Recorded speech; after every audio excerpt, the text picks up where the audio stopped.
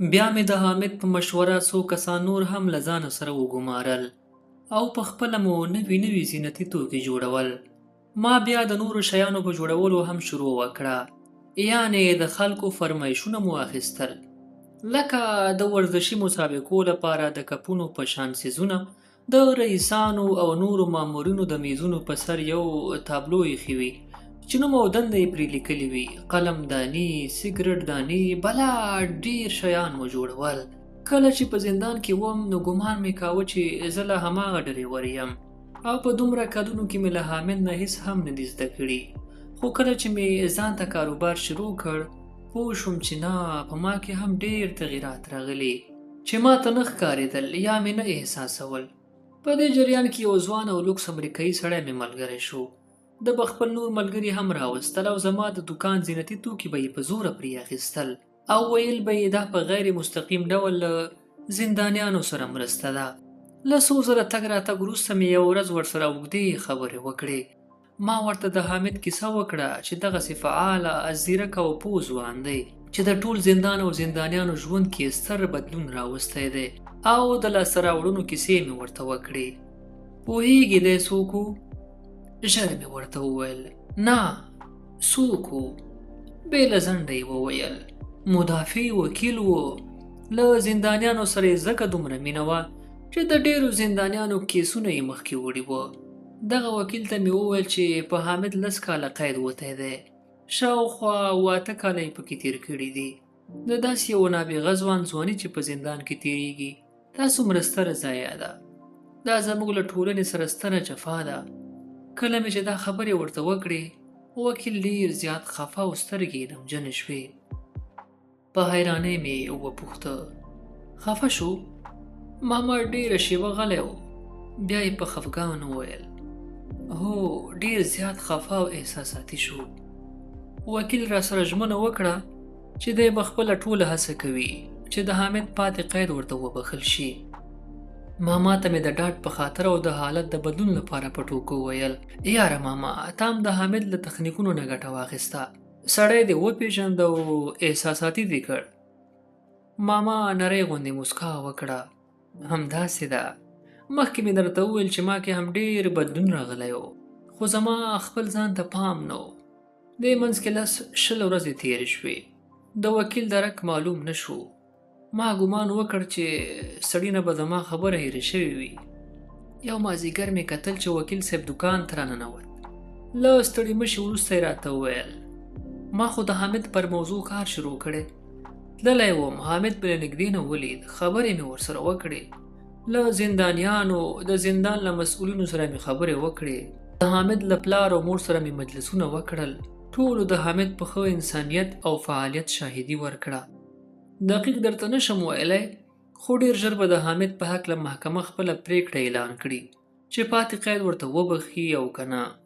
خدای شته چې د ماما له دې خبرې سره مې سترګې له اوښکو ډکې شوې، خو ځان مې کلک او ماما ته مې وویل نو دې خبرې سره به څومره خوشحاله شوی یې؟ ماما په خندا وویل له ډېرې خوشحالۍ نه مې یودم په وکیل صاحب حمله کړه. څو دقیقې مې په غېږ کې کلک رانیولی و او هغه له خندا شین و. په سبا د حامد لیدو ته لاړم، ځکه هېڅ طاقت مې نه کېده. کله مې چې حامد ولیده نو هغه هم خوشحاله و. ویل یې دا وکیل دې له کومه کړی دی؟ ما ورته وویل خدای په خپله په لاس راکړ، ګنې ما ورپسې یو قدم هم نه دی ایښی. حامد راته وویل ګمان کوم چې نږدې ورځو کې مې خوشي کړي، ځکه سړی په خپل کار کې ډېره پوه او با تجربه دی، او هغه څه چې زما د پاتې قید د بخښلو لپاره ضروري دي هغه ټول کارونه په ډېر ښه شکل ترسره شول. هېڅ نه پوهېدم چې له خوشحالۍ نه څه وکړم. زړه مې غوښتل چې هوا وکړم. حامد ته مې وویل بچو خانه، په بار او بسترو دې لاس وهه، ممکن زما په شان ته هم یو دم را خوشي شي. حامد هم ډېر خوشحاله و. ویل یې سمه ده، ما هم شروع کړې چې ځان قرار ماده کم. ما ورته له واره وویل هو، ځان ماده که او د راتلونکي لپاره هم په پلان کار وکړه. له دې سره دواړو وخندل. حامد راته وویل د راتلونکي په پلان مې دا څو کاله فکرونه کړي دي، هغه مې تیار جوړ کړی دی، هېڅ غم مه کوه. خو زه چې کله راخلاص شم او حالات په خپلو سترګو ووینم بیا به فیصله کوو. له وخت او زمان سره به حرکت کوو. تجارت په پټو سترګو نه کیږي. زه اوس د امریکا له حالاتو چندانې خبر نه لرم. بس دا ځل لیدنه مو ډېره جالبه او خوندوره وه. په خوشحالۍ مو خدای پاماني وکړه او ترې لاړم. ماما کیسه کوله. زموږ له وروستۍ لیدنې په 2 هفتې نه وې پوره شوې چې یوه ورځ وکیل صاحب مې دکان ته راغی. له روغبړ وروسته یې راته وویل موږ غلي ناست نه یو. ما د حامد پلار، مور او ځینو نورو دوستانو خپل ټول کوښښونه وکړل. راتلونکې اونۍ محکمه ده. د حامد د خلاصون په هکله خپله وروستۍ پرېکړه کوي. وکیل صاحب ویل داسې مواد مې محکمې ته وړاندې کړي چې قاضي به پکې خبره هم ونه کړي. زه ډاډه یم چې 100% کې به یې د ازادۍ حکم ورکوي. ځکه یوازې زه نه یم. ما له ځانه سره ګڼې ادارې، خیریه بنسټونه، د بشري حقونو ادارې او ان د امریکا د حکومت لوړپوړي چارواکي شریک کړي دي او د کانګرس غړي مې په دې باندې قانع کړي چې حامد یو استثنایی انسان دی. باید چې پاتې قید ورته وبخښل شي څو د بشریت لپاره د خیر ښېګڼې په برخه کې فعالیت وکړي. جالبه خو دا ده چې هره اداره د حامد فعالیتونه، استعداد او ظرفیت مطالعه کوي. خپل حکومت ملامتوي چې ولې یو داسې انسان د خپل ځوانۍ ارزښتمنې شپې او ورځې په زندان کې تیروي. له وکیل صاحب نه مې ډېره مننه وکړه. وکیل صاحب ویل زه نن د دې خبرو لپاره ستا دکان ته نه وم راغلی. هسې تصادفي برابر شوم. بېګا ته مې د مېرمنې کلیزه ده. ګرځېدم چې یوه تحفه ورته واخلم چې ناڅاپه ته او ستا دکان را یاد شول. اوس راته داسې یو شی راکه چې مېرمنې ته مې د ډالۍ په توګه ورکړم. وکیل صاحب ته مې لومړی مبارکي ورکړه او بیا مې ورته یو ګلدان چې څو بودیزه جوړښت یې درلوده ور معرفي کړ چې دا هم ګلدان دی، هم د ګاڼو مخفي بکس دی، هم د خوب د څراغ په توګه ترې استفاده کیږي او هم د مخفي کامرې لپاره. ورسره مې هغه بکسه هم ور وښوده چې د حامد په غوښتنه د زندان د نجارۍ د فابریکې لخوا دغه زینتي توکو لپاره جوړه شوې وه. وکیل صاحب ته مې دا هم وویل چې دا دواړه د حامد طرحې دي. وکیل صاحب د ګلدان او بکسې په لیدو ډېر خوشحاله شو. بیا مې ورته ګلدان په بکسه کې واچاوه او د تحفې په شکل مې ورته جوړ کړ. ما غوښتل چې دغه ګلدان ورته تحفه ورکړم خو وکیل صاحب ونه منله.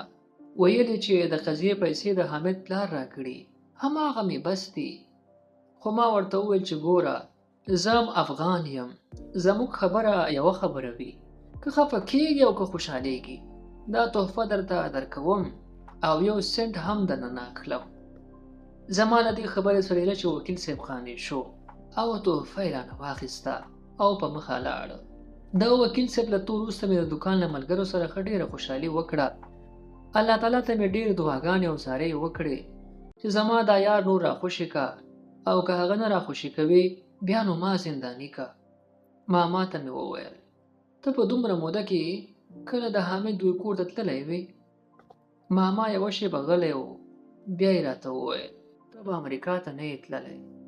ما ورته ووی نه لا نه یم تللی.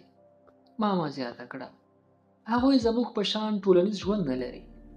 د حامد کورنۍ ښه خلک وه خو حامد نه غوښتل چې زه دې د هغه له کورنۍ سره راشه درشه وکم.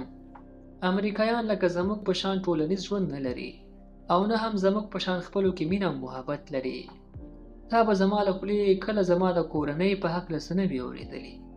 دستي مې ورته وویل که رښتیا یې درته ووایم څو ځله مې دا خبره په زړه کې راتېره شوه چې دا ماما ولې هېڅکله د خپلې کورنۍ په هکله څه نه وایي، نه پلار یادوي، نه مور او نه ورور.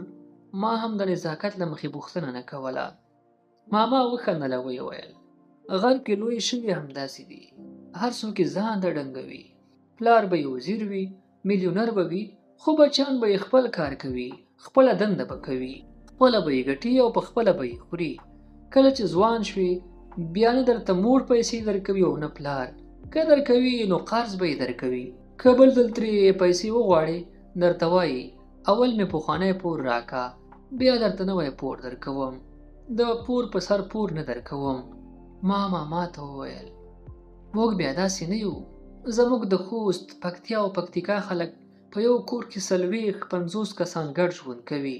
ورونه، ورېرونه، د تره زامن، د تره لمسیان ټول ګډ ژوند لري. په کور کې یو دوه کسانې ګټي ټولې خوري. ماما وویل هو ما مو اورېدلې دي. د خوست او پکتیا خلک دلته دوبۍ کې ډیر دي او له موږ سره هم کار کوي. په ټولنیز لحاظ د افغانانو په شان ښکلی ژوند د دنیا په هیڅ ګوټ کې نشته. په تیره د زړو کسانو چې کوم قدر او عزت په پښتو کې دی په بل هیڅ ځای کې نشته. موږ افغانان که نیمګړتیاوې لرو نو ډېرې ښېګڼې هم لرو. د غربیانو ټول ژوند پیسې او شتمني وي. د کورنیو ترمنځ نه دوستۍ شته نه خپلوي. موږ خو حتی قوم او قبیلې سره پالو. مړ ژوند کې یو بل سره ځو، دوستي او خپلوي کوو. یو وخت مې پام شو چې موږ دواړه بیا له کیسې نه بل طرف ته لاړو. نو دستي مې ماما ته وویل ښه ماما اوس دا راته ووایه چې حامد بیا کله راخلاص شو؟ د محکمې فیصله وشوه او که نه؟ ماما شونډو کې مسکی شو. پخلنځي کې په څوکۍ ناست اشپز ته یې غږ کړل موږ ته شین چای راوړه. اتل په شین چای مین دی او هغه تور جنغوزي هم در سره راوړه هغه چې اتل راته راوړي وه. ماما نه مې پوښتنه وکړه هغه لا هم پاتې دي؟ ماما په خندا شو یاره ټول به پاتې وي. زموږ کور کې نه ماشومان شته او نه ښځې. دا به نو څوک خوري؟ کتل مې چې اشپزه کا چای او تور جنغوزي راوړل په میز یې کېښودل. ماما ما ته او ځان ته ګیلاسونه ډک کړل. بیا یې 2-3 دانې جنغوزي پاک او خولې ته واچول. یوه شېبه یې پورته چت ته وکتل او بیا یې په ډېر خوند کیسه پیل کړه. یوه ورځ دوکان کې ناست وم چې د حامد پلار او مور راننوتل. له روغبړ وروسته یې ځانونه معرفي کړل. په لیدو یې خوشحاله شوم. د حامد پلار ویل موږ تا پسې راغلي وو. نن د حامد محکمه ده درځه چې په ګډه ورشو. ما هم سسته ونه کړه. همکاران مې دوکان کې پرېښول. زه د حامد د پلار موټر ته ورپورته شوم او ټول په ګډه محکمې ته روان شولو. په لاره کې رانه زما او د حامد د اشنایي او د زندان د ژوندانه په هکله ډېرې پوښتنې وکړې او ما هم ورته لنډ لنډ ځوابونه ورکول. جالبه دا وه چې زه دواړو سره په پښتو ژبه ګډېدم او هغوی ښه پښتو ویله. په کیسو کیسو محکمې ته ورسېدو. وکیل صاحب مې په لیدو ډېر خوشحاله شو. کتل مې چې د حامد په ملاتړ ګڼ نور کسان هم راغلي وه.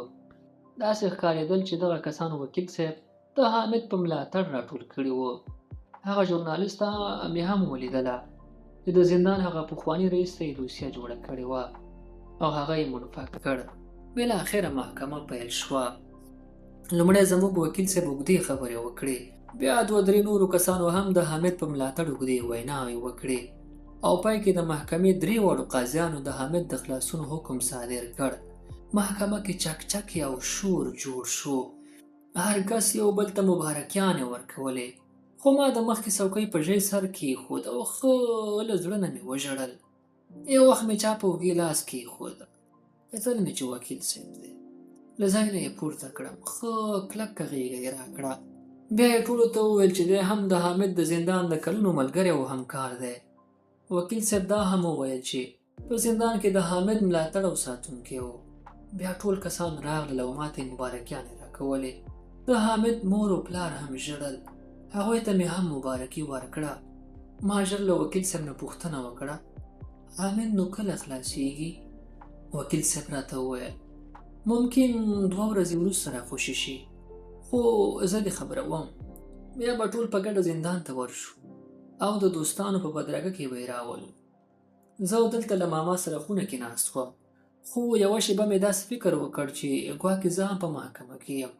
بې اختیاره ځایه پورته شوم او ماما ته مې غېږه مبارکي ورکړه. ماما له خندا شین و. وروسته مې پام شو چې اوس خو له هغې محکمې نه کلونه تېر شوي دي خو بس خپل احساسات مې کنټرول نه شوه کړی. ماما ته مې وویل یاره ماما ته خلاصون د ورځې کیسه یې وکړه بیا نور بس که چې زما به ورته ډېره اندېښنه وي بیا به نورې کیسې راته بله ورځ وکړې. ماما په خندا وویل هو نو حامد به راخلاص کړو بیا به یې بس کړو. اتل خانه 2 ورځې وروسته په دوکان کې ناست وم. کله به مې موبایل ته کتل او کله دروازې ته چې کله به راته وکیل صاحب زنګ راوهي یا به دوکان ته راپسې راځي. همدې کشمکش کې وم چې کتل مې د حامد پلار راغی. خوله یې له خندا ډکه وه. ویل یې ځو او حامد راولو. زه چې د همدې خبرې په تمه وم نیغ پاڅېدم. کتل مې چې موټر کې د حامد مور هم ناسته ده. بس د زندان په لور مو حرکت وکړ. کله چې زندان ته ورسېدو موږ یې د عمومي دروازې په خوله کې ودرولو. ویل یې همدلته په تمه اوسئ. شاوخوا نیم ساعت به مو انتظار کړی وي چې کتل مې وکیل صاحب سره له یوې ډلې کسانو له زندان نه راووتل. ورپسې 4-5 پولیسان او ورپسې حامد راووته. همدا چې له پولیسانو سره یې مخه وکړه لکه ماشوم مې ورمنډه کړه. ښه کلکه غېږه مې ورکړه. که مې څومره ځان کلک کړ خو د ژړا مخه مې ونه شوه نیولی. ښه شېبه ما او حامد دواړه وژړل. پسې کتل مې چې مور او پلار یې راغلل. هغوی هم ورسره غاړه غړۍ شول او ژړاګانې شروع شوې. تر دوی وروسته وکیل او له وکیل سره نورو راغلو کسانو هم په خپل وار سره حامد او د حامد مور او پلار ته مبارکیانې ورکړې. ما له ډېرې خوشحالۍ نه د وکیل صاحب لاسونه ښکل کړل او ډېره مننه مې ترې وکړه. امریکایانو کې د لاسونو ښکلولو رواج نشته. ما یې لاسونه ښکلول او امریکایانو راپورې خندل. بیا ټول په ګډه د حامد دوی کور ته لاړو. مېلمنو د دروازې په مخ کې خدای پاماني وکړه ولاړل. ما حامد ته وویل کور ته نه درځم، ته کور ته لاړ شه. له مور و پلار سره د تېرو کلونو کیسې وکړه. زه درنه ځم دوکان ته. کله چې وزګار او له کور نه ستړی شوې بیا راشه دوکان ته. د دوکان کارت مې ورکړ او زه ترې هم روان شوم. ما بې اختیاره چکچکې وکړې او بیا مې ماما ته مبارکیانې ورکړې. ماما د وجود شخي وویسته. ویې ویل صحیح شو، کیسه دې واورېده، خوند یې درکه؟ ما ورته وې کور دې ودان چې داسې ښکلې کیسه دې راته وکړه. خو د کیسې دویمه برخه له دې وروسته شروع کېږي. هغه به هم راته کوي چې بیا وروسته مو څه وکړل او دلته دوبۍ ته ولې راغلی او دا نور کاروبار مو کله شروع کړ، ولې دومره مشهور شولی. ماما په ډېر درنښت وویل په غبرګو سترګو هغه به هم درته وکم. ما ژر وویل نه اوس نه، هغه به بل وخت ته پرېږدو. که دمه پکې ونه کړې بیا یې ژر خلاصوي. دې خبرې سره دواړو وخندل او ماما وویل سمه ده، هر ډول چې ستا خوښه وي. بیا د دوبۍ د زندان کیسه هم درته کوم. په حیرانۍ مې ورته وویل څه حامد دلته هم زنداني شوی دی؟ ماما وویل هو، دلته هم ورته یو دوسیه جوړه شوه، هغه به بل ځل درته ووایم. ماما ته مې وویل بالکل سمه ده، اوس نو که ستا خوښه وي زه به درنه لاړ شم، د دوکان پوښتنه به وکم چې څه خبرې دي او بیا به هماغسې کور ته لاړ شم. که سبا ته وزګار وي او که بن نو یو میسج راوکه. ماما را سره ومنله. خدای پاماني مو وکړه